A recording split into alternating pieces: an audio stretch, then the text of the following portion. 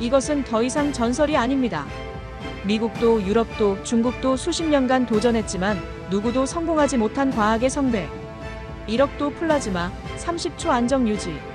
수천 번의 실패, 1,000억 달러를 삼킨 절망의 기술. 그 불가능에 작은 나라 한국이 마침표를 찍었습니다. 그리고 그 장면을 직접 목격한 미국 로스앨러모스의 40년 핵융합 권위자는 결국 무릎을 꿇었습니다. 그가 말했습니다. 한국이 인류의 미래를 10년 앞당겼다. 도대체 한국에서 무슨 일이 벌어진 걸까요? 지금부터 그 충격적 진실이 밝혀집니다. 딱 1초만요. 좋아요와 구독 꾹 부탁드립니다. 저는 미국 로스앨러모스 국립연구소 소속 핵융합 물리학자 리처드 벨먼입니다. 40년 동안 핵융합 연구에 매진해온 이 분야의 베테랑이죠. 뉴멕시코 주 로스앨러모스, 맨해튼 프로젝트의 후예라고 할 수 있는 이곳에서 평생을 바쳐 연구해왔습니다. 핵융합은 제 인생 그 자체였어요. 어린 시절부터 우주와 별들이 어떻게 에너지를 만들어내는지 궁금했거든요. 하버드에서 물리학 박사학위를 받고 이곳에 온 지도 벌써 40년이 지났습니다. 젊은 시절에는 정말 열정적이었어요. 인류의 에너지 문제를 해결할 수 있는 꿈의 기술이라고 생각했거든요. 태양과 같은 원리로 깨끗하고 무한한 에너지를 만들어낼 수 있다니 정말 낭만적이지 않나요? 하지만 현실은 그렇게 만만하지 않았습니다. 핵융합이라는 것은 정말 어려운 기술이에요. 태양 내부와 같은 환경을 지구에서 만들어내야 하거든요. 1억 도가 넘는 극한 온도에서 수소 원자핵들을 융합시켜 헬륨을 만들고 그 과정에서 엄청난 에너지가 나오는 원리죠. 문제는 이런 극한 상황을 안전하게 제어하는 것이었습니다. 플라즈마라는 물질의 네 번째 상태를 다루는 것은 정말 까다로워요. 수십 년간 연구하면서 무수히 많은 실패를 겪었습니다. 몇 초간 플라즈마를 유지하는 것도 기적 같은 일이었거든요. 미국의 최첨단 시설에서도 10초를 넘기기가 어려웠어요. 때로는 절망감에 빠지기도 했습니다. 정말 이 기술이 우리 세대에 가능한 것일까 하는 의문이 들었거든요. 그런데 작년 딸 클레어가 흥미로운 제안을 해왔어요. 클레어는 스탠포드에서 MBA를 마치고 실리콘밸리에서 에너지 스타트업을 운영하고 있습니다. 정말 똑똑한 아이예요. 그 클레어가 한국의 K스타라는 곳에서 놀라운 성과를 냈다는 소식을 들었다는 거였습니다. 1억도 플라즈마를 30초간 유지했다는 얘기였어요. 솔직히 말하면 처음엔 믿기 어려웠습니다. 한국이라는 작은 나라에서 미국도 못한 일을 해냈다고요. 우리가 수십 년간 투자하고 연구해도 풀지 못한 문제를 말이에요. 로스앨러모스만 해도 매년 수십억 달러를 투자하고 있는데도 이런 성과를 내지 못했거든요. 하지만 딸의 눈빛이 너무 진지했습니다. 아빠, 정말이에요. 제가 확인해 본 자료들이 정말 놀라워요. 아무래도 직접 가서 확인해 보시는 게 어떨까요? 과학자라면 편견 없이 사실을 확인해 봐야 하지 않을까요? 클레어의 말이 저를 깊이 생각하게 했어요. 정말 제게 편견이 있었던 걸까요? 미국이 최고라는 생각, 작은 나라는 우리를 따라올 수 없다는 고정관념이 있었던 건 아닐까요? 과학자라면 국적이나 규모에 상관없이 사실만을 봐야 하는데 말이죠. 클레어가 덧붙여 말했어요. 아빠가 항상 하시던 말씀 기억하세요. 과학에는 국경이 없고 진실은 어디서든 발견될 수 있다고요. 결국 과학자로서의 호기심과 딸의 간절한 요청에 이끌려 한국행을 결심했습니다. 동료들에게 이 얘기를 했을 때 반응이 다양했어요. 어떤 이는 시간 낭비라고 했고 어떤 이는 확인해 볼 가치가 있다고 했습니다. 하지만 저는 이미 마음을 정했어요. 직접 가서 확인해 보겠다고요. 항공편을 예약하면서도 마음 한편으로는 여전히 의구심이 들었어요. 정말 한국이 우리가 수십 년간 풀지 못한 난제를 해결했을까요? 아니면 그저 과장된 홍보나 측정 오류일까요? 하지만 과학자로서 진실을 확인하고 싶었습니다. 이런 복잡한 심정을 안고 태평양을 건너 한국으로 향했습니다. 과연 무엇이 저를 기다리고 있을지 그때는 상상도 못했죠. 핵융합이라는 기술을 제대로 이해하려면 먼저 그 어려움부터 알아야 합니다. 태양이 빛나는 원리를 지구에서 재현하는 것, 이것이 바로 핵융합이거든요. 수소 원자핵 2개가 1억 도가 넘는 극한 온도에서 충돌하여 헬륨 하나로 융합되면서 엄청난 에너지를 방출하는 원리입니다. 이론적으로는 간단해 보이지만 실제로 구현하기는 정말 어려워요. 문제는 이런 극한 상황을 안전하게 제어하는 것이었습니다. 1억 도라는 온도가 얼마나 뜨거운지 상상이 되시나요? 태양의 중심부보다도 몇 배나 뜨거운 온도예요. 이런 온도에서는 모든 물질이 플라즈마 상태가 됩니다. 고체, 액체, 기체를 넘어선 제사의 물질 상태죠. 이 플라즈마를 자기장으로 가둬서 핵융합 반응을 일으키는 것이 토카막의 기본 원리입니다. 지금까지 인류가 이 분야에 투자한 돈만 해도 정말 천문학적입니다. 미국에서만 1950년대부터 시작해서 지금까지 1,000억 달러 이상을 쏟아부었어요. 제가 몸담고 있는 로스앨러모스만 해도 매년 수십억 달러의 예산으로 연구하고 있습니다. 프린스턴 플라즈마 물리연구소의 TFTR, MIT의 알카토르시 모든 프로젝트가 비슷한 한계에 부딪혔어요. 가장 좋은 성과를 낸 것이 영국의 JET였습니다. 1997년에 16메가와트의 융합 전력을 생산하는 데 성공했어요. 하지만 지속시간은 고작 몇 초에 불과했습니다. 에너지 손익분기점에도 도달하지 못했거든요. 투입한 에너지보다 적은 에너지밖에 얻지 못한 거죠. 유럽도 상황은 크게 다르지 않았습니다. 프랑스 남부 카다라시에 건설 중인 이터 프로젝트는 인류 역사상 가장 큰 국제 공동 연구 사업 중 하나예요. 한국, 미국, EU, 러시아, 중국, 일본, 인도 등 35개국이 참여해서 총 200억 유로, 우리 돈으로 30조 원을 들여 건설하고 있습니다. 2006년에 시작해서 2025년에 첫 플라즈마를 만든다는 계획이었지만 계속 연기되고 있어요. 실제 전력 생산은 2035년 이후에나 가능할 전망입니다. 그것도 실험용 전력 생산이지 상용화는 아니에요. 상용화까지는 최소 2050년은 되어야 한다는 게 전문가들의 중론입니다. 정말 먼 미래의 일처럼 느껴졌어요. 중국도 막대한 자금과 인력을 투입했습니다. EAST라는 실험로를 통해 나름의 성과를 내고 있다고 하지만 여전히 선진국 기술을 따라가는 수준이었어요. 2018년에 1억 도에서 100초간 유지한다고 발표했지만 실제로는 플라즈마 밀도가 매우 낮은 상태였습니다. 실용적인 핵융합과는 거리가 멀었죠. 러시아도 마찬가지였습니다. 구소련 시절부터 축적된 기술력이 있다고 하지만 예산 부족으로 인해 큰 진전을 보지 못하고 있었어요. T-15MD라는 새로운 토카막을 건설하고 있지만 아직 실험 단계에 머물러 있습니다. 일본의 JT-60SA도 비슷한 상황이었어요. 이터의 보조 실험로 역할을 하고 있지만 획기적인 성과는 없었습니다. 세계 모든 나라가 비슷한 수준에서 맴돌고 있었거든요. 저 역시 이 긴 실패의 역사를 목격하며 점점 회의적이 되어갔습니다. 동료들과 학회에서 만날 때마다 하는 얘기가 있었어요. 정말 핵융합이 우리 세대에 가능한 기술일까요? 아니면 영원히 30년 후의 기술로 남을 것일까요? 이런 농담 아닌 농담을 주고받으며 씁쓸해하곤 했습니다. 특히 젊은 연구자들이 이 분야를 떠나는 모습을 보면서 마음이 아팠어요. 수십 년간 연구해도 뚜렷한 성과가 나오지 않으니 당연한 일이었지만요. 인공지능이나 바이오 분야로 떠나는 박사과정 학생들을 보면서 핵융합의 미래가 걱정되었습니다. 그래서 한국의 소식을 처음 들었을 때도 크게 기대하지 않았습니다. 또 다른 과장된 발표이거나 측정 오류일 가능성이 높다고 생각했거든요. 하지만 과학자로서 확인해볼 의무는 있다고 생각했어요. 설마 정말로 30초 유지를 해냈을까요? 인천공항에 도착한 순간부터 뭔가 다른 느낌이었습니다. 깔끔하고 체계적인 공항시설이 첫 인상을 정말 좋게 했어요.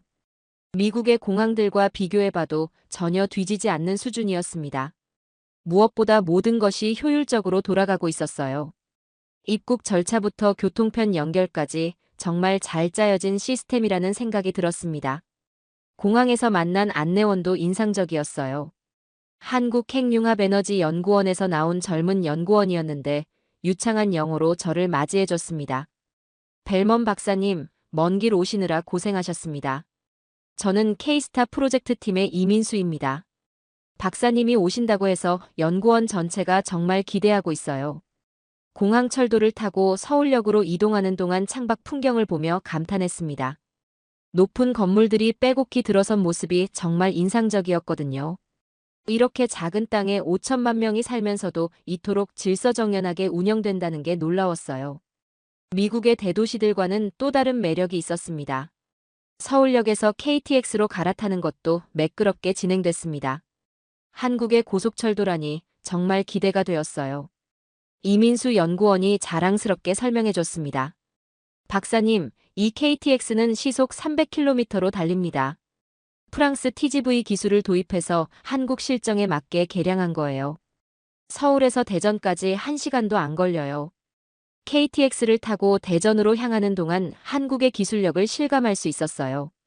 시속 300km로 달리는 고속열차의 안정성과 정숙성이 정말 인상적이었습니다. 미국의 암트랙과는 비교가 안 되었어요. 차창 밖으로 보이는 풍경들, 정돈된 농촌과 깔끔한 도시들이 빠르게 스쳐 지나갔습니다. 이민수 연구원이 한국의 과학기술에 대해 설명해줬어요. 박사님, 우리나라는 정말 빠르게 발전했습니다. 1960년대만 해도 세계 최빈국 중 하나였는데 지금은 선진국 반열에 올랐어요.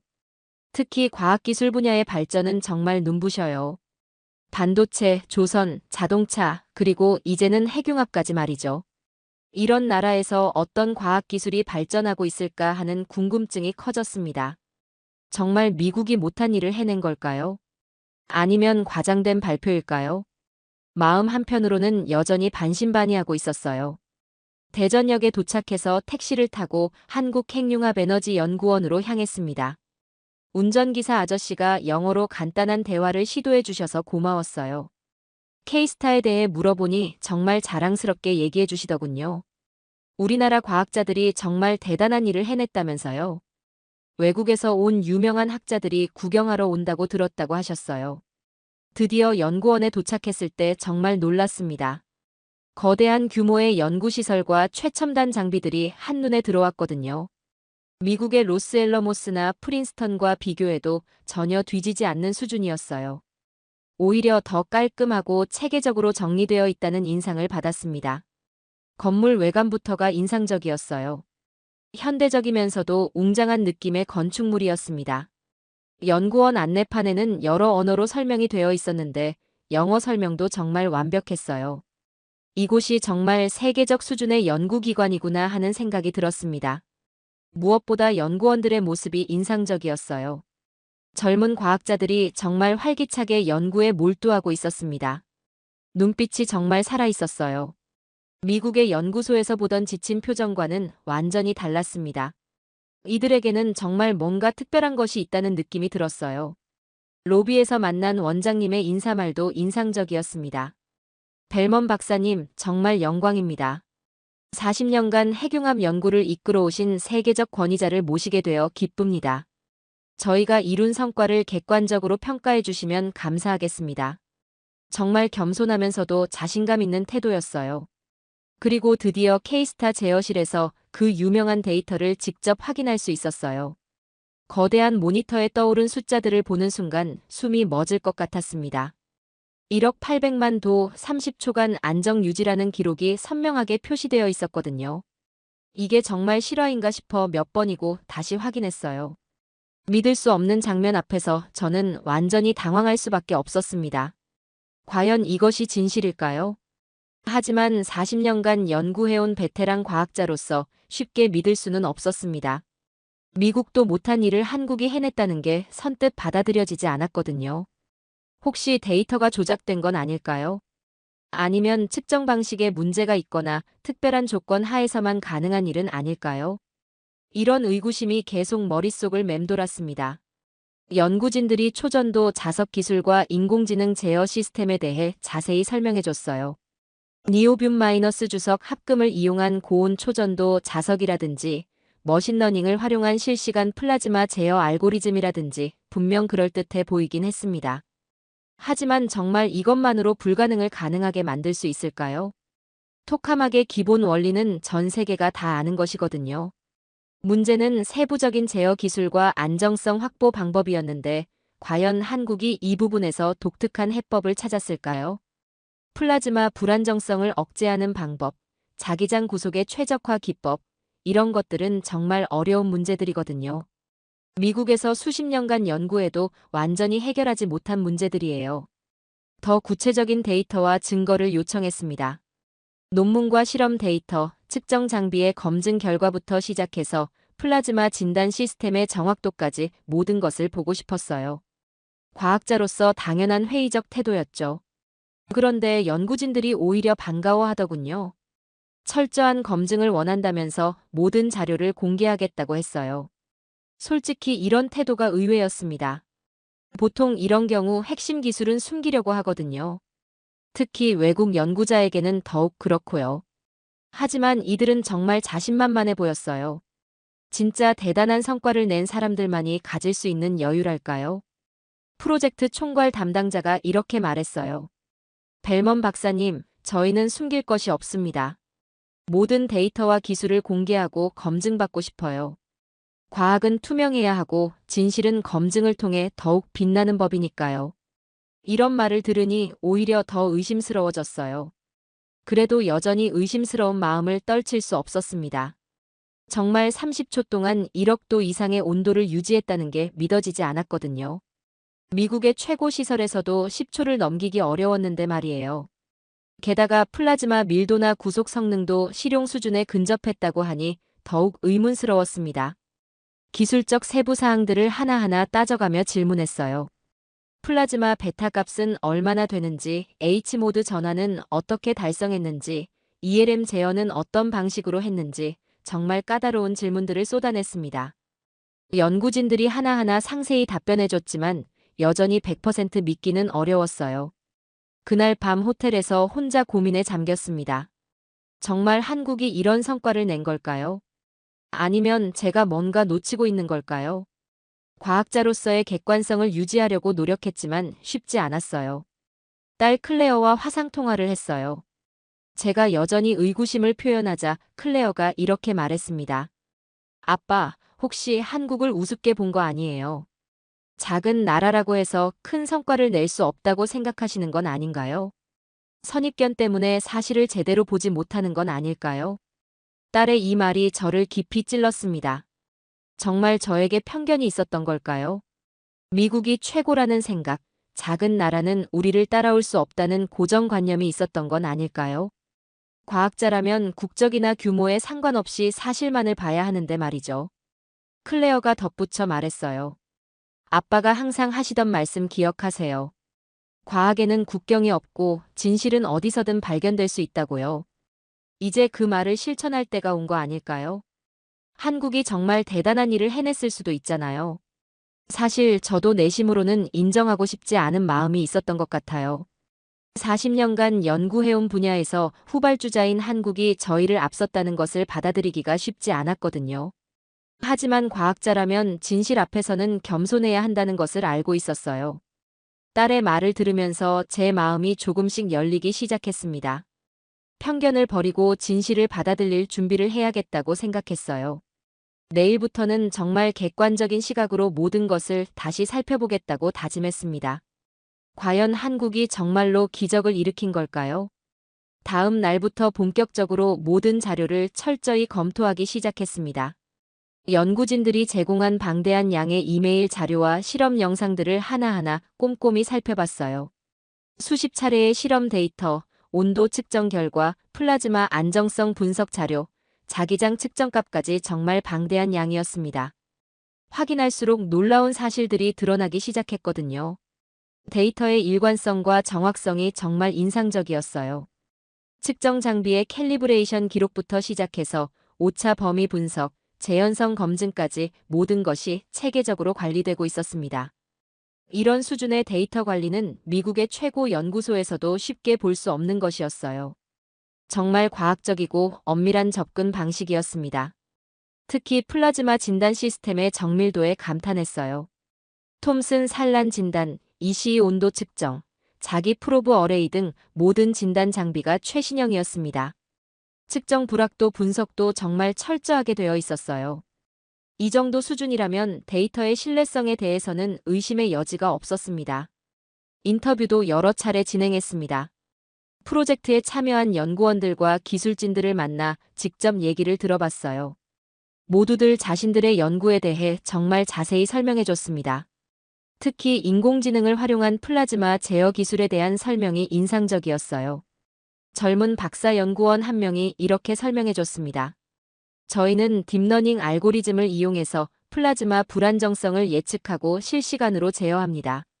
수천 개의 센서에서 들어오는 데이터를 밀리초 단위로 분석해서 최적의 제어 신호를 보내는 거죠. 인간의 반응 속도로는 절대 불가능한 일이에요. 이런 기술적 설명을 들으면서 점점 믿음이 생기기 시작했어요. 정말 혁신적인 접근 방식이었거든요. 미국에서도 AI를 활용한 플라즈마 제어 연구를 하고 있지만 이 정도 수준은 아니었어요. 그런데 정말 뜻밖의 만남이 기다리고 있었습니다. K스타 프로젝트 총괄을 맡고 있는 김태식 박사와 마주친 순간 깜짝 놀랐어요. 30년 전 제 연구실에서 학부 인턴으로 일했던 바로 그 학생이었거든요. 세상에 이런 우연이 있을 수 있나요? 김태식, 그때는 정말 조용하고 성실한 학생이었어요. 말수는 적었지만 주어진 일은 완벽하게 해내는 타입이었죠. 플라즈마 물리학 수업을 들으면서 정말 열심히 공부했던 기억이 나요. 한국으로 돌아간 후 어떻게 지내는지 궁금했는데 이런 곳에서 만날 줄이야. 그것도 한국 핵융합 연구의 핵심 인물이 되어서 말이에요. 김 박사가 저를 알아보고는 정말 반가워했습니다. 벨먼 교수님, 정말 오랜만입니다. 30년 만에 이런 곳에서 뵙게 되다니 정말 영광입니다. 그때 그 조용했던 학생이 이렇게 당당하게 성장한 모습을 보니 뿌듯했어요. 김 박사가 제게 이렇게 말했습니다. 교수님, 이 모든 성과는 30년 전 교수님께서 뿌린 씨앗의 결과입니다. 그때 교수님께서 가르쳐 주신 플라즈마 물리학의 기본 원리가 오늘의 성공을 만들어내는 토대가 되었어요. 특히 MHD 불안정성 이론과 수치 해석 방법이 지금의 AI 제어 시스템 개발에 결정적 역할을 했습니다. 김 박사의 설명을 들어보니 정말 놀라웠어요. 30년 전 제가 가르쳤던 기초 이론들이 이렇게 발전해서 실용 기술로 이어졌다는 게 믿어지지 않았거든요. 당시에는 그저 학부생에게 기본 개념을 설명해 준 것뿐이었는데 말이에요. 더욱 놀라운 것은 김 박사의 연구 철학이었습니다. 교수님께서 항상 말씀하셨잖아요. 과학은 국경이 없고 진실을 추구하는 것이 과학자의 사명이라고요. 저는 그 말씀을 평생 잊지 않고 연구해왔습니다. 한국만의 독창적 기술을 개발하되 전 인류와 공유해야 한다고 생각해요. 이 말을 들으면서 제 마음이 크게 흔들렸습니다. 제자가 스승을 뛰어넘는 성과를 이뤄낸 것에 대한 자부심과 함께 한국 기술에 대한 믿음이 생기기 시작했어요. 정말 대단한 일을 해낸 거구나 하는 생각이 들었습니다.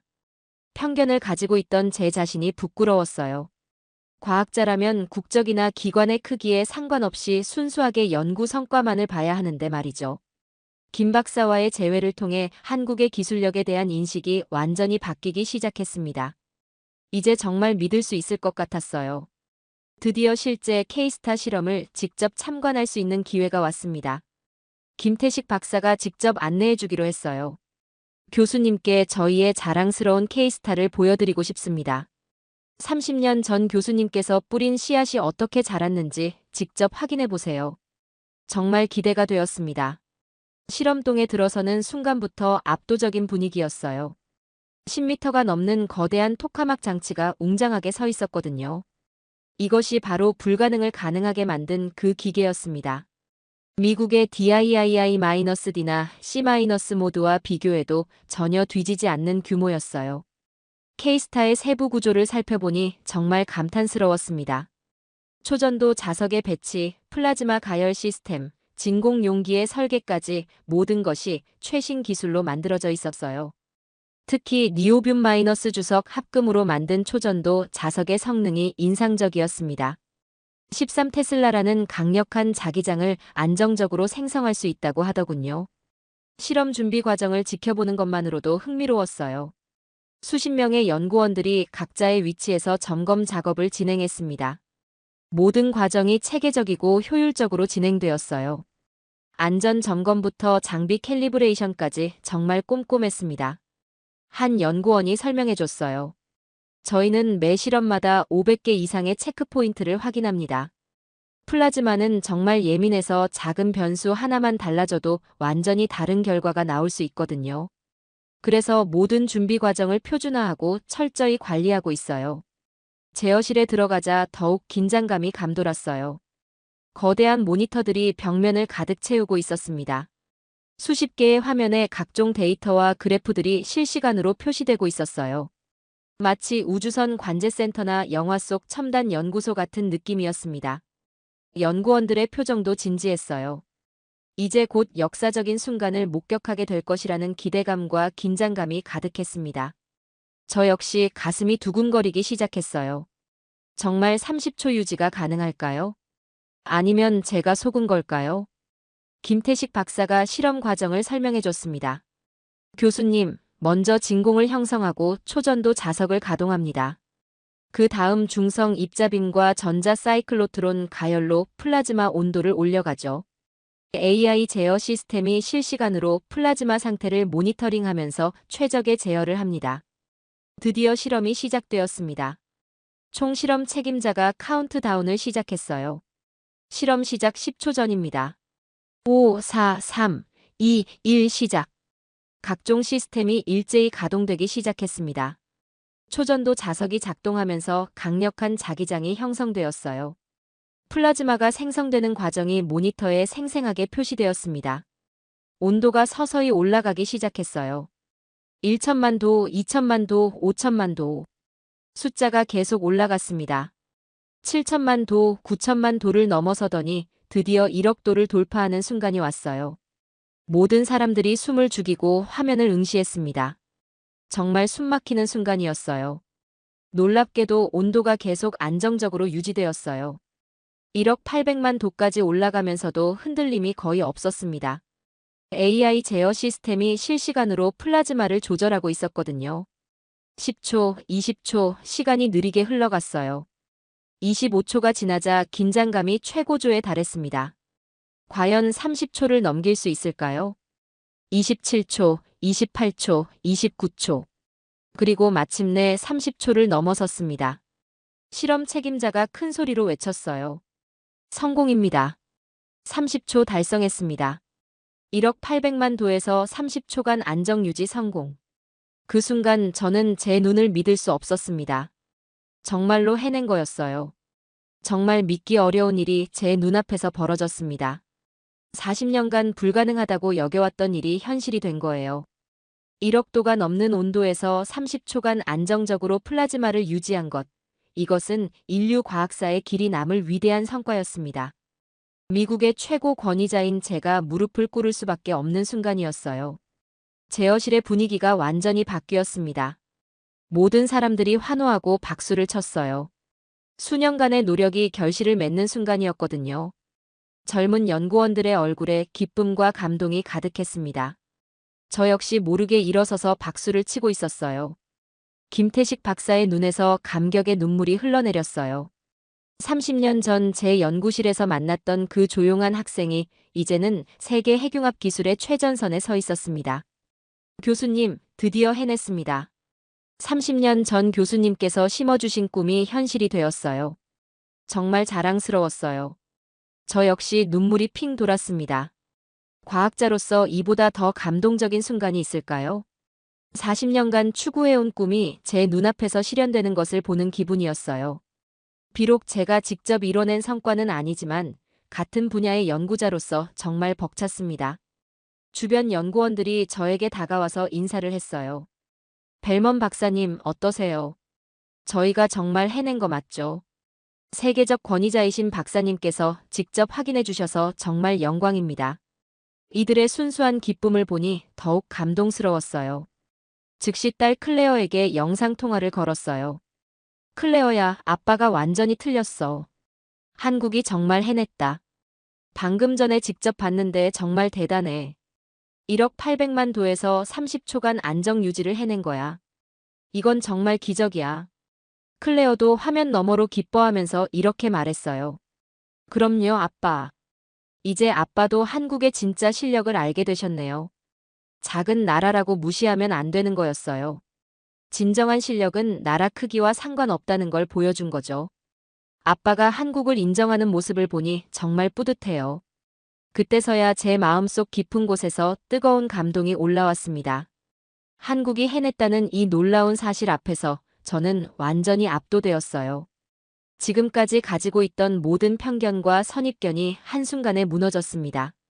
정말 부끄러웠어요. 연구진들과 축하 인사를 나누면서 정말 많은 것을 느꼈어요. 이들의 열정과 노력, 그리고 끝까지 포기하지 않는 정신이 이런 기적을 만들어낸 거였습니다. 한국이라는 나라가 정말 대단하구나 하는 생각이 들었어요. 작은 나라지만 큰 꿈을 품고 이뤄낸 거였거든요. 김태식 박사가 제게 다가와서 말했습니다. 교수님, 이 성과는 교수님이 심어주신 씨앗이 자라난 결과입니다. 30년 전 배운 것들이 오늘의 성공을 만들어냈어요. 이제 함께 더 큰 꿈을 이뤄나가고 싶습니다. 핵융합 상용화를 통해 인류의 에너지 문제를 해결하고 싶어요. 정말 감동적인 순간이었어요. 제자가 스승을 뛰어넘어 인류를 위한 더 큰 비전을 제시하는 모습이 정말 자랑스러웠습니다. 이런 훌륭한 제자를 둔 것만으로도 제 인생이 의미 있었다고 생각했어요. 실험이 끝난 후 연구진들과 함께 자축 파티를 했습니다. 모든 사람들이 정말 행복해 보였어요. 수년간의 노력이 결실을 맺은 역사적인 순간이었거든요. 저도 그들과 함께 기쁨을 나누면서 한국 과학기술의 위대함을 온몸으로 느꼈습니다. 이날의 경험은 제 인생에서 가장 인상 깊은 순간 중 하나가 되었어요. 과학자로서 이런 역사적 순간을 직접 목격할 수 있었다는 것 자체가 행운이었습니다. 한국이 정말 해낸 거예요. 한국의 성공 소식은 전 세계로 빠르게 퍼져나갔습니다. 제가 로스앨러모스 본부에 긴급 보고서를 보내자마자 난리가 났어요. 한국이 1억 800만 도에서 30초간 플라즈마 유지에 성공했다는 소식에 모든 사람들이 충격을 받았습니다. 에너지부 장관까지 직접 연락이 왔을 정도였어요. CNN이 가장 먼저 보도했습니다. 한국이 핵융합 분야에서 역사적 돌파구를 마련했다는 속보가 나갔어요. BBC, 폭스뉴스, MSNBC까지 모든 주요 언론이 앞다퉈 보도하기 시작했습니다. 제가 40년간 연구해온 분야가 이렇게 주목받는 것을 본 적이 없었어요. 네이처지와 사이언스지에서도 긴급히 특집 기사를 준비했습니다. 유명한 과학 저널들이 이렇게 빠르게 움직이는 것도 정말 드문 일이었어요. 편집장들이 직접 저에게 연락해서 상세한 리포트를 요청했습니다. 이런 반응을 보니 한국의 성과가 얼마나 대단한 것인지 새삼 실감했어요. 로스앤젤레스 타임즈는 일면 톱 기사로 다뤘고 뉴욕 타임즈도 상세한 분석 기사를 실었습니다. 워싱턴 포스트에서는 저와의 독점 인터뷰를 요청해 왔어요. 평생 언론의 주목을 받지 못했던 핵융합 분야가 갑자기 스포트라이트를 받게 된 거죠. 유튜브에 올라간 K스타 실험 영상은 순식간에 100만 뷰를 돌파했어요. 전 세계 사람들이 한국의 기술력에 놀라워하고 있었습니다. 댓글들을 보니 정말 다양한 반응들이 있었어요. 놀라움, 감탄, 부러움, 그리고 한국에 대한 새로운 인식들이 가득했습니다. 독일의 막스 플랑크 연구소에서 공동 연구를 제안해 왔어요. 일본의 이터 프로젝트 팀도 한국 기술을 도입하고 싶다고 했습니다. 중국의 과학원에서도 기술 교류를 요청했고요. 갑자기 모든 나라가 한국과 협력하고 싶어하는 상황이 된 거예요. 더 놀라운 것은 이후의 정치적 변화였어요. 각국 정부에서 한국과의 에너지 협력을 적극 추진하기 시작했습니다. 미국도 예외가 아니었어요.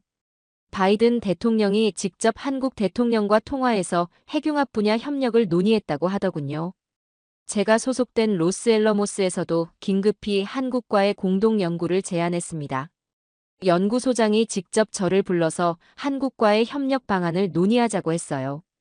40년간 연구해온 저의 경험과 한국의 혁신적 기술을 결합하면 더 큰 성과를 낼 수 있을 것이라고 했습니다. 에너지부 장관이 직접 한국을 방문해서 협력 방안을 논의했어요. 유럽연합도 이터 프로젝트에 한국의 기술을 도입하고 싶다고 공식 요청했습니다. 이제는 국가 간 경쟁이 아닌 협력의 시대가 열린 거예요. 한국이 리더가 되어 전 세계를 이끌어가는 상황이 된 거죠. 개인적으로도 큰 변화가 있었습니다.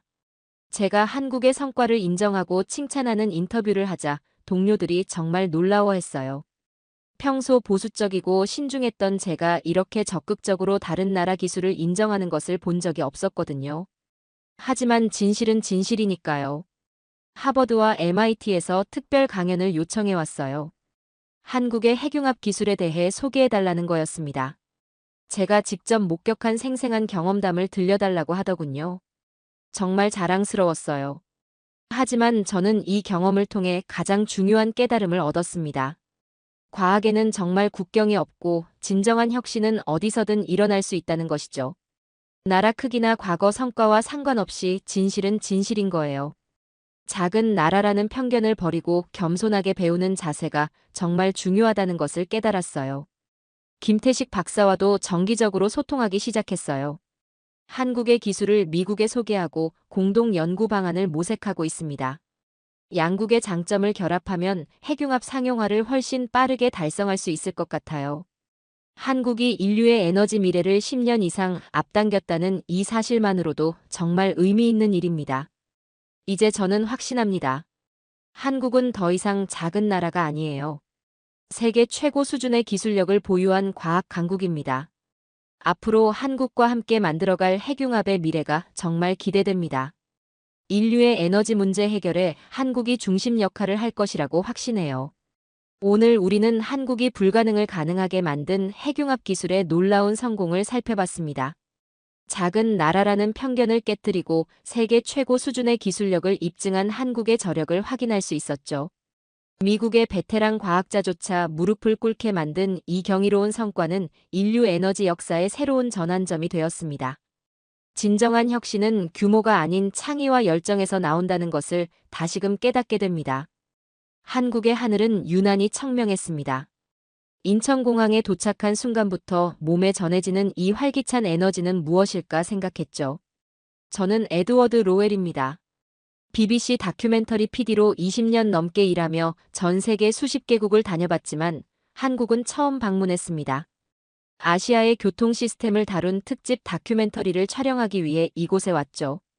유럽과 미국의 대중교통은 수없이 경험해봤지만 아시아, 특히 한국의 교통 시스템은 늘 호기심의 대상이었습니다. 입국장을 빠져나오자마자 안내 데스크로 향했습니다. 영어로 말을 꺼내기도 전에 직원이 능숙한 영어로 먼저 다가와 티머니 카드와 캐시비 카드 중 어떤 것을 원하는지 물었죠. 그녀의 배지에는 영어, 중국어, 일본어 가능이라고 적혀 있었습니다. 저는 티머니 카드를 선택해 구매했습니다.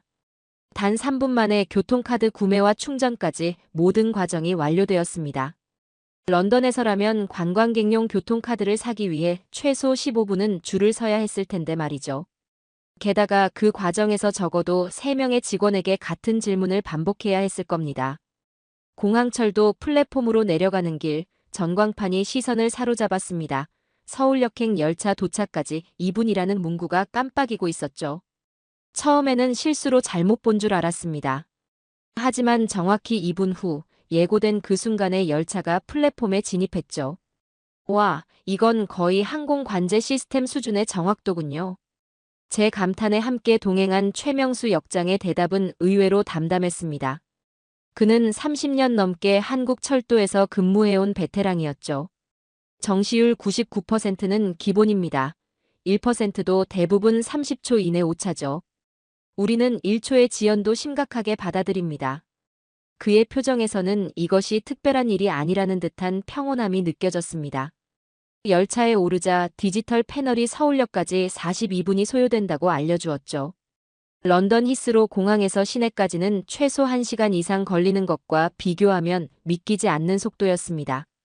더구나 그 예측 시간이 실제와 거의 일치한다는 사실이 놀라웠죠. 창밖으로 스쳐 지나가는 도시 풍경을 바라보며 BBC 본사와 화상 연결을 시도했습니다. 편집국의 동료들은 제가 아직 공항에 있을 거라 예상했던 듯 놀란 표정이었죠. 화면 속 그들의 사무실 시계는 런던 시간으로 아침 9시를 가리키고 있었습니다. 벌써 첫 테이크를 30분 만에 끝냈고 공항에서 시내까지 42분이면 도착합니다. 우리 일정이 예상보다 빨리 진행될 것 같네요. 이 말을 전하자 편집국이 술렁였습니다. 동료 제임스는 영국에서는 상상도 할 수 없는 속도내라며 부러움을 감추지 못했죠. 그의 말처럼 히스로 공항에서 런던 시내로 들어가는데 평균 75분이 걸리는 것을 생각하면 이건 거의 기적에 가까웠습니다.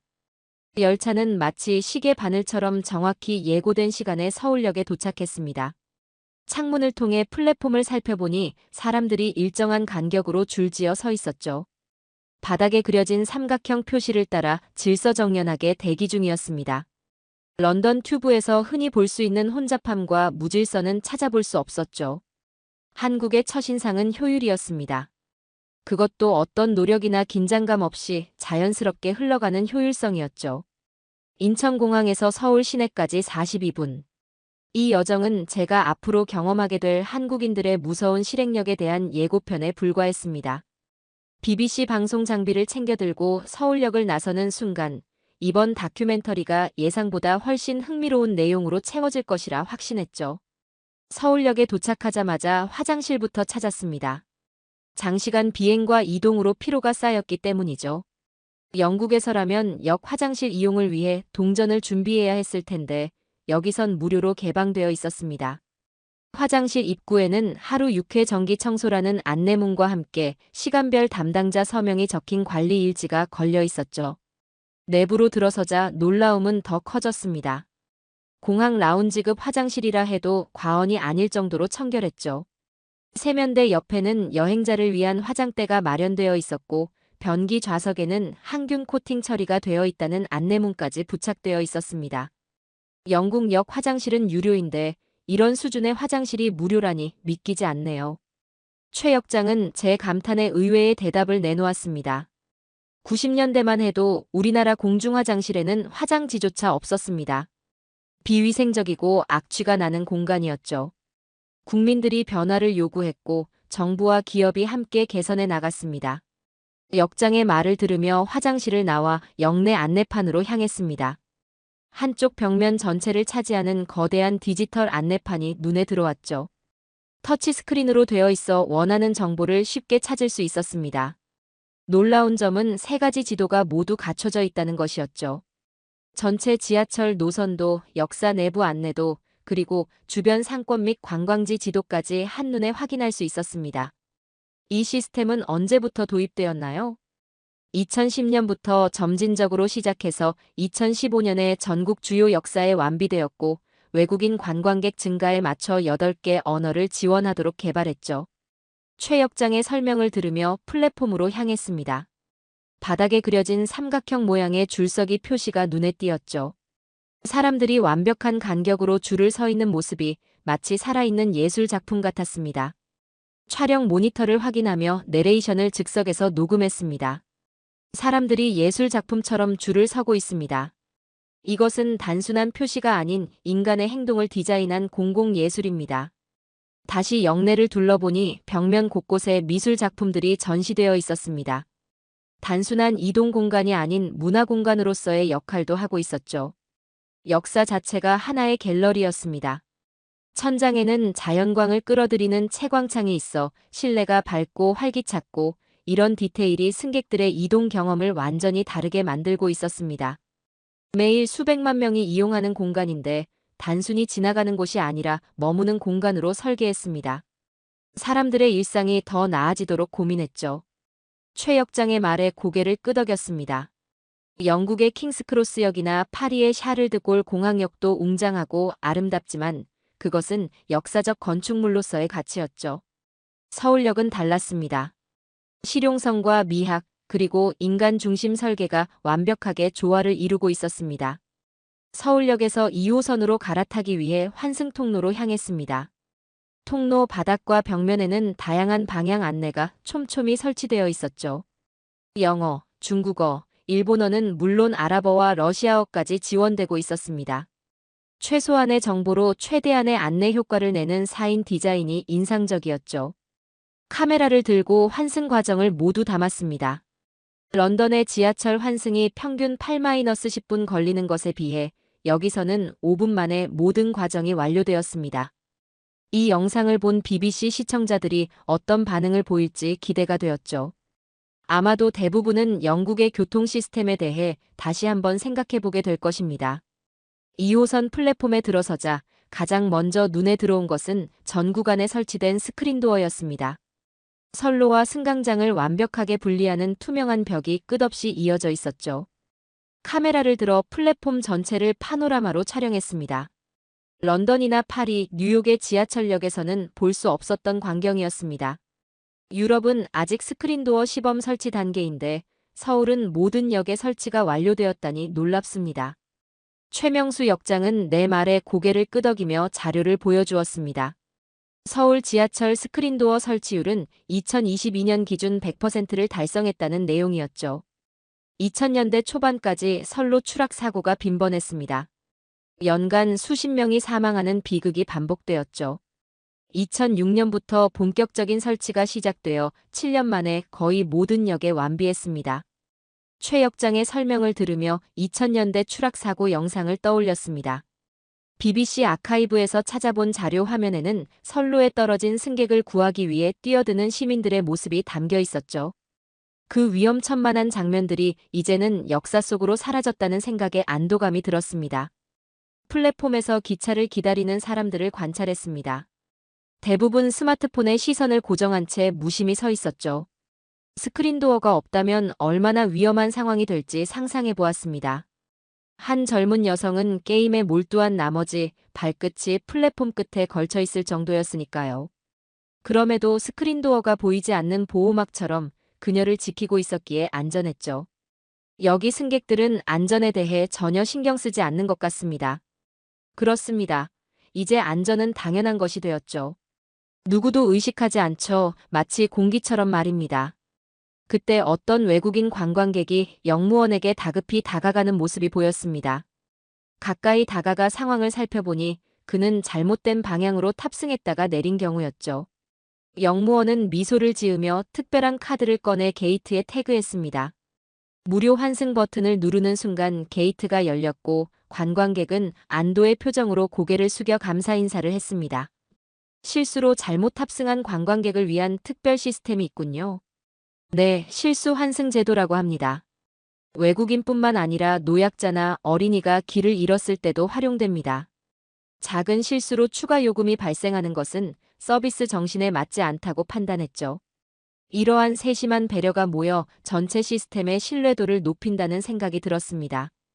그때 승강장 안전등이 초록색에서 빨간색으로 바뀌기 시작했죠. 열차가 진입한다는 신호였습니다.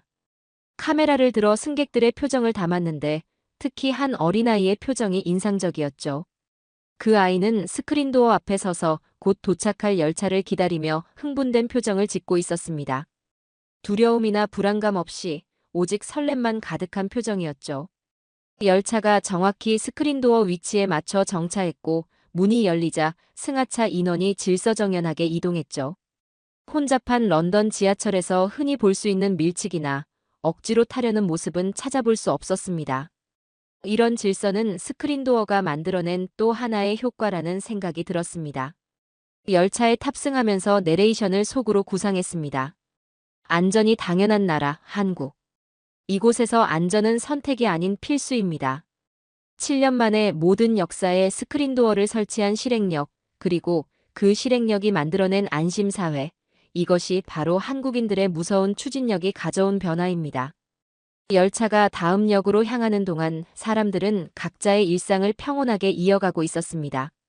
그들에게 이 안전은 너무나 당연한 것이었지만 외국인인 제 눈에는 그 당연함이야말로 가장 놀라운 혁신이었죠.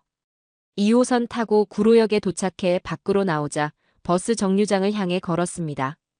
그런데 일반적인 정류장의 모습이 아닌 마치 작은 유리 건물이 눈앞에 나타났죠. 스마트 쉼터라고 쓰인 안내판이 보였고 이정미 반장이 우리를 반갑게 맞이했습니다. 오늘은 특별히 우리 구로구의 자랑, 스마트 정류장을 소개해드리겠습니다.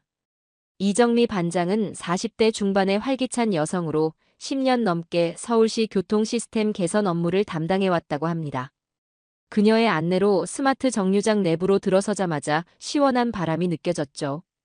밖은 한여름 뙤약볕이었는데 내부는 쾌적한 24도를 유지하고 있었습니다. 이곳에는 에어컨과 히터가 계절에 따라 자동 작동됩니다. 또한 공기청정 시스템이 내장되어 미세먼지 수치를 실시간으로 확인하고 정화해주죠. 이 반장의 설명에 귀를 기울이며 실내를 둘러보았습니다. 한쪽 벽면에는 대형 터치스크린이 설치되어 있었고 실시간 버스 도착 정보와 주변 지도가 표시되고 있었죠. 다른 한쪽에는 무료 와이파이와 휴대폰 충전기가 비치되어 있었고 심지어 응급 상황을 위한 자동제 세동기까지 갖춰져 있었습니다. BBC 야외 스튜디오보다 장비가 더 좋네요. 이런 정류장이 서울 전역에 있는 건가요? 현재는 주요 지역을 중심으로 설치되어 있습니다. 2018년부터 시작해서 매년 확대하고 있죠. 2026년까지 모든 주요 버스 노선에 설치할 계획입니다. 촬영을 하는 동안 갑자기 하늘이 어두워지더니 우박이 쏟아지기 시작했습니다. 그 순간 정류장의 자동문이 빠르게 닫히고 LED 등이 밝아졌죠. 밖에 있던 사람들이 급히 안으로 들어왔지만 내부는 여전히 쾌적한 온도를 유지했습니다. 날씨 변화에도 자동으로 대응하는군요. 네, AI 기상 센서가 비나 눈, 우박 등을 감지하면 자동으로 문을 닫고 내부 환경을 최적화합니다. 예전에는 비가 오면 정류장 안에서도 비를 맞고 떨어야 했죠. 이 반장의 말에 영국의 버스 정류장이 떠올랐습니다. 단순한 가림막 수준인 곳이 대부분이었고 비가 많이 오는 런던에서도 이런 시스템은 찾아보기 어려웠죠. 저는 이 정류장이 단순한 대중교통시설이 아니라 하나의 작은 안전 쉼터라는 것을 깨달았습니다. 정류장 상단의 전광판에는 버스 도착까지 1분 30초라는 문구가 표시되었습니다. 그리고 그 옆에는 현재 버스 내부의 혼잡도가 파란색 쾌적으로 표시되어 있었죠. 버스가 아직 보이지도 않는데 내부 상황까지 알 수 있다니 놀라웠습니다. 버스 내부 상황까지 알 수 있군요. 모든 버스에 IoT 센서가 설치되어 승객 수를 실시간으로 측정합니다. 혼잡할 때는 빨간색으로 표시되어 승객들이 상황에 따라 다음 버스를 기다릴지 결정할 수 있게 했죠. 정확히 예고된 시간에 버스가 도착했고 LED 표시등은 파란색에서 초록색으로 바뀌었습니다. 문이 열리자 승객들이 편안한 표정으로 질서 있게 승하차했죠. 그 모습을 보며 한국의 교통 시스템이 단순한 이동수단을 넘어 생활 인프라로 발전했다는 생각이 들었습니다. 예전엔 비 맞고 떨던 정류장이었는데 이제는 날씨와 상관없이 쾌적하게 버스를 기다릴 수 있습니다. 사소해 보이지만 시민들의 일상을 완전히 바꾸는 변화죠. 영국에서라면 이런 정류장 하나를 설치하는데 몇 년의 타당성 조사와 예산 심의, 시범 사업을 거쳐야 했을 텐데 한국은 필요성을 인식하면 곧바로 실행에 옮기는 추진력이 인상적이었습니다. 기상정보와 교통정보가 실시간으로 융합되어 제공되는 이 시스템은 한국인들의 실행력이 만들어낸 또 하나의 증거였습니다. 밤 11시 종로의 밤거리는 여전히 활기찼고 버스에서 내려 골목길로 들어서니 환하게 빛나는 편의점이 보였죠. 이곳에서 강순자 사장님을 만나기로 약속되어 있었습니다. 강 사장님은 30년 넘게 이 지역에서 상점을 운영해온 동네의 산증인이라고 했죠. 편의점 문을 열고 들어가자 사람들로 북적이는데 카운터에는 직원이 보이지 않았습니다. 대신 셀프 계산대 앞에 줄을 선 사람들이 각자 상품을 스캔하고 결제하고 있었죠. 그때 60대로 보이는 여성이 다가왔습니다. 에드워드 씨죠? 저는 강순자라고 해요. 이 무인 편의점의 사장이죠. 강 사장님은 활기찬 목소리로 편의점 내부를 안내해 주었습니다. 생각보다 넓은 공간에는 식품부터 생활용품까지 다양한 상품이 진열되어 있었죠. 심지어 주류 코너도 따로 마련되어 있었습니다. 직원 없이 운영되는 편의점인데 술도 판매하나요? 모든 고객은 입구에서 티머니 카드나 신용카드로 나이 인증을 하기 때문에 미성년자는 주류 코너에 들어갈 수 없도록 시스템이 설계되어 있죠. 놀라움을 감추지 못하고 주변을 둘러보았습니다. 셀프 계산대에서는 다양한 연령대의 사람들이 능숙하게 상품을 스캔하고 있었죠. 어떤 노인은 손주에게 스캔 방법을 가르치고 있었고 회사원은 도시락과 맥주를 계산하고 있었습니다. 옛날 다방 대신 이제는 편의점이 동네 사랑방 역할을 합니다. 24시간 불이 켜져 있으니 언제든 필요한 것을 살 수 있고 간단히 식사도 할 수 있죠. 강 사장님의 말에 영국의 편의점을 떠올렸습니다. 대부분 저녁 9시면 문을 닫고 무인 시스템은 상상하기 어려운 현실이었죠. 특히 주류 판매는 더욱 엄격한 통제 하에 이루어지고 있었습니다. 강 사장님은 티머니 카드 하나로 할 수 있는 결제 시스템도 보여주었습니다. 편의점 음식 구매부터 세탁소 이용료, 심지어 택배 발송까지 같은 카드로 해결할 수 있었죠. 영국에서라면 각각 다른 결제 방식을 사용해야 했을 텐데 말입니다. 처음에는 교통카드로만 쓰였지만 지금은 생활 전반에 활용됩니다. 일부 카드는 신분증 역할도 하죠. 그때 북유럽 출신으로 보이는 젊은 학생이 편의점에 들어왔습니다. 그녀는 진열대를 둘러보다가 주류 코너 앞에서 멈춰 서서 강 사장님에게 질문했죠. 직원도 없는데 술을 판다고요? 스웨덴에서는 상상도 할 수 없는 일인데요. 강 사장님은 미소를 지으며 대답했습니다. 실내가 영업시간이죠. 기술적인 제약은 있겠지만 결국 사람들의 상식과 신뢰가 이 시스템을 움직이는 원동력입니다. 그 대답에 무인 시스템이 단순한 인건비 절감이 아니라 사회적 신뢰를 바탕으로 한 새로운 문화라는 생각이 들었습니다. 카메라를 들어 셀프 계산대 앞에 줄 선 사람들의 모습을 담았죠. 어떤 혼란 없이 자연스럽게 이루어지는 셀프 결제 과정이 인상적이었습니다. 편의점 한쪽에 마련된 테이블에서는 몇몇 사람들이 도시락을 먹고 있었고 강 사장님은 그들을 가리키며 말했죠. 혼자 사는 사람들이 늘면서 편의점은 단순한 상점을 넘어 생활 공간이 되었습니다. 식사도 하고 잠시 쉬어가기도 하죠. 과거 다방이 그랬듯이 말입니다. 강 사장님의 말에서 7080 세대의 추억과 현대 도시인의 일상이 공존하는 느낌이 들었습니다. 전통적 인간관계와 첨단 기술이 만나 새로운 문화를 창조해낸 것이죠. 이것이야말로 한국 사회의 독특한 특성이라는 생각이 들었습니다. 편의점을 나서며 강 사장님이 마지막으로 한 말이 기억에 남았습니다. 기술이 사람을 대체하는 게 아니라 사람과 사람을 더 효율적으로 연결해주는 거죠. 24시간이 모자랄 정도로 바쁘게 돌아가는 서울의 밤, 그 속에서도 사람 간의 연결과 신뢰를 중시하는 문화가 살아있음을 느꼈습니다. 밤이 깊어갈수록 서울의 또 다른 모습이 드러났습니다. 촬영을 마치고 제작진과 함께 인근 삼겹살집으로 향했죠. 현지 스태프들이 제안한 진짜 한국을 경험하는 방법인 회식 문화를 체험하기 위해서였습니다. 저녁 9시, 이미 직장인들로 가득한 식당에 들어섰죠. 한국에서 도움을 주는 제작진 중 서윤우 신입사원이 회식 문화를 설명했습니다. 그는 막 사회생활을 시작한 청년이었지만 놀랍게도 회식 문화에 대해서는 전문가처럼 모든 것을 알고 있었죠. 삼겹살이 익어가는 동안 윤우는 능숙하게 고기를 뒤집으며 한국 회식 문화의 역사를 들려주었습니다. 1차는 식사, 2차는 술자리, 3차는 노래방, 4차는 야식이라는 공식이 있습니다. 영국에서도 이렇게 깊은 시간을 함께 보내나요? 윤우의 질문에 고개를 저었습니다. 영국에서는 동료들과 펍에서 한두 잔 마시는 정도가 전부였고 4시간이 넘게 이어지는 회식 문화는 상상하기 어려웠죠. 삼겹살을 먹은 후 일행은 2차로 호프집으로 향했습니다.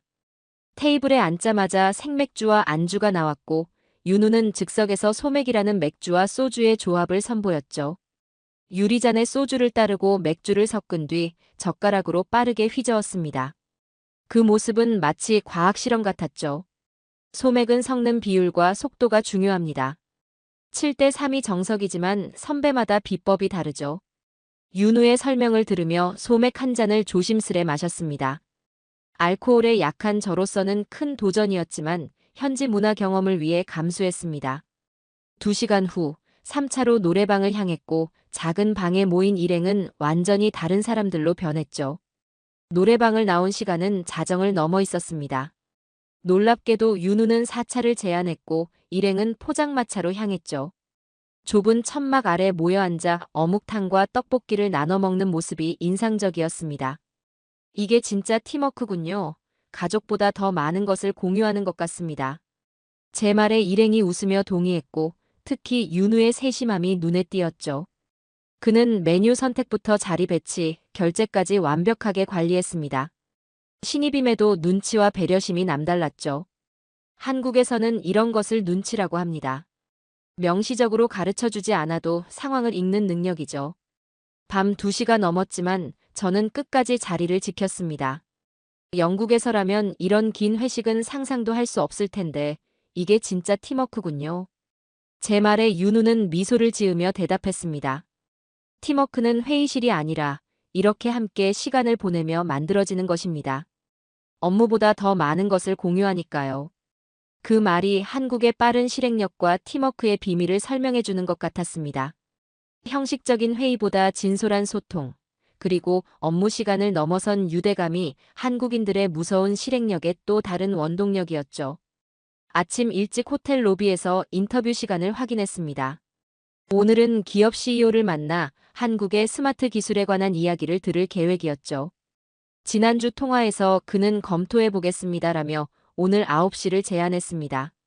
영국식 직설적 표현에 익숙한 저는 이를 약속으로 이해했죠. 9시가 되어 로비 카페에서 기다렸지만 30분이 지나도 연락이 없었죠. 결국 전화를 걸자 비서는 오늘 일정이 없는데요. 라고 답했습니다. 저로서는 이해할 수 없었죠. 분명 검토해 보겠습니다라고 했는데 이게 무슨 의미였을까요? 한국에서 검토해 보겠습니다는 대부분 거절의 완곡한 표현입니다. 현장 통역을 맡은 서윤우의 설명에 놀랐습니다. 그는 어제 회식에서 만난 신입사원이었죠. 윤우는 급히 호텔로 와서 상황을 해결하려 했습니다. 영국에서는 거절할 때도 직접적으로 안 됩니다라고 하지만 한국에서는 상대방의 체면을 고려한 우회적 표현을 씁니다. 생각해 볼게요. 연락드리겠습니다. 같은 말은 대부분 부정의 의미죠. 윤우의 설명을 들으며 지난 며칠간 있었던 상황들이 떠올랐습니다. 길을 물었을 때 사람들이 대답 대신 애매하게 웃기만 했던 순간들, 식당에서 주문 변경을 요청했을 때 조금 어렵습니다 라고 답했던 것까지 모두 거절의 의미였던 거죠. 한국어는 말의 미로 같습니다. 실제 의미는 문장보다 맥락과 어조에 있죠. 윤우가 대체 인터뷰 대상을 섭외하는 전화를 걸자 또 다른 문화적 충격이 밀려왔습니다. 경상도 출신인 그가 같은 지역 사람과 통화할 때는 완전히 다른 억양과 단어를 썼죠. 한국은 작은 나라지만 지역마다 방언이 매우 다릅니다. 경상도, 전라도, 제주도 사람들끼리는 서로 알아듣기 어려울 정도죠. 그때 한 기업의 홍보 담당자가 호텔로 찾아왔고 인터뷰 취소에 대한 사과와 함께 내일로 일정을 조정해주겠다고 했죠. 인터뷰 취소 보상으로 저녁 식사를 제공해드리겠습니다. 담당자의 말에 윤우의 표정이 굳어졌고 짧은 침묵 후 윤우가 미소 지으며 말했죠. 감사합니다만 내일 일정이 많아서요. 혹시 다른 방법으로 협조해 주실 수 있을까요? 담당자는 잠시 생각하더니 내일 인터뷰 후 점심과 함께 평소에는 공개하지 않는 기업 연구소 투어를 제안했습니다. 윤우는 만족스러운 표정으로 고개를 끄덕였고 두 사람 사이의 긴장감은 눈 녹듯 사라졌죠. 방금 무슨 일이 있었던 거죠? 저녁 식사보다 점심과 투어가 더 좋은가요?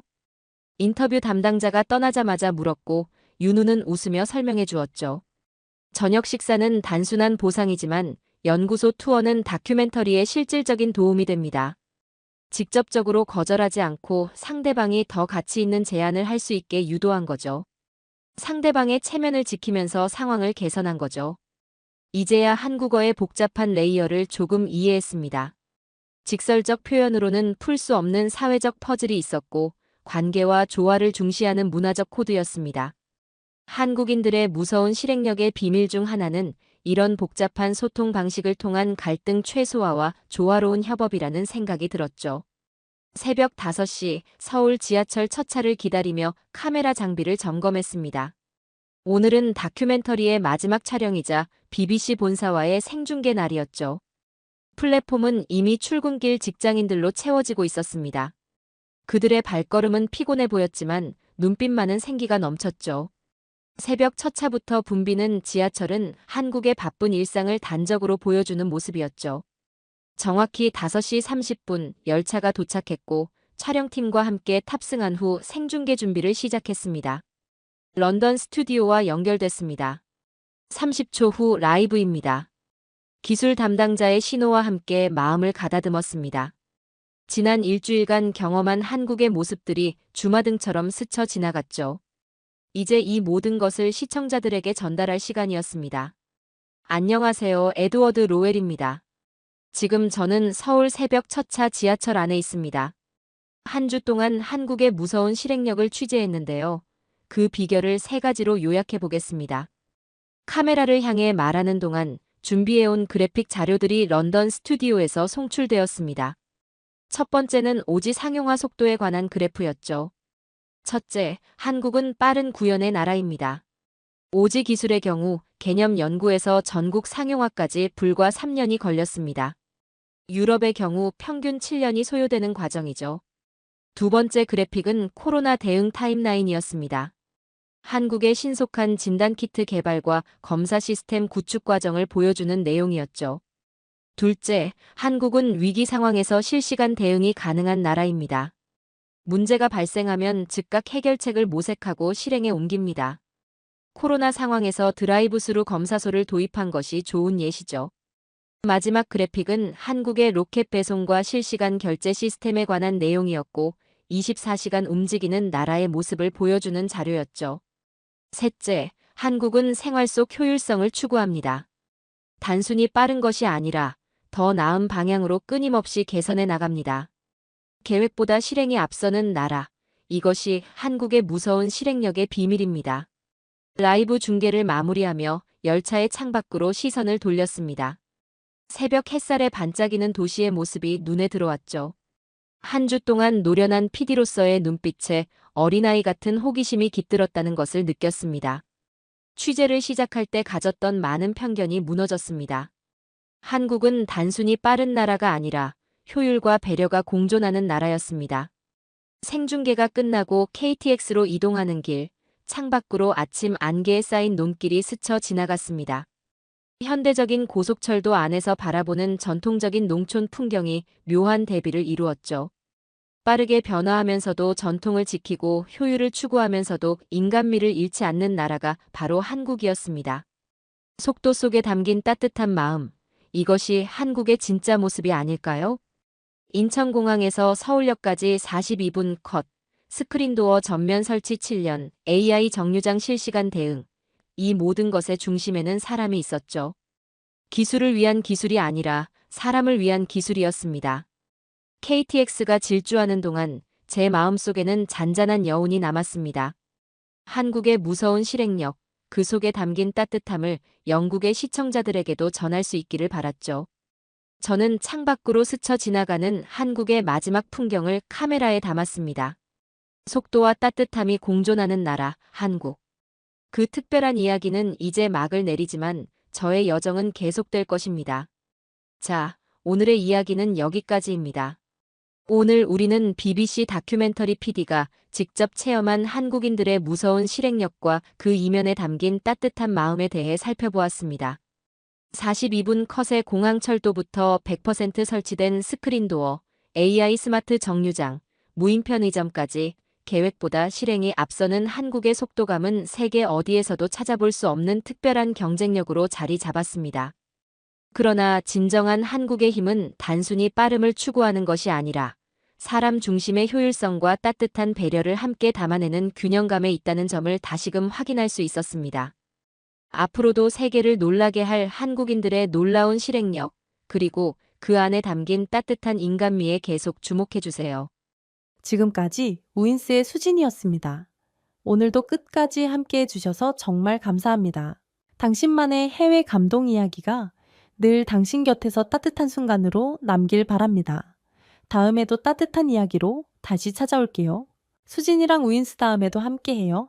오늘도 행복한 하루 되세요. 사랑합니다. 우인수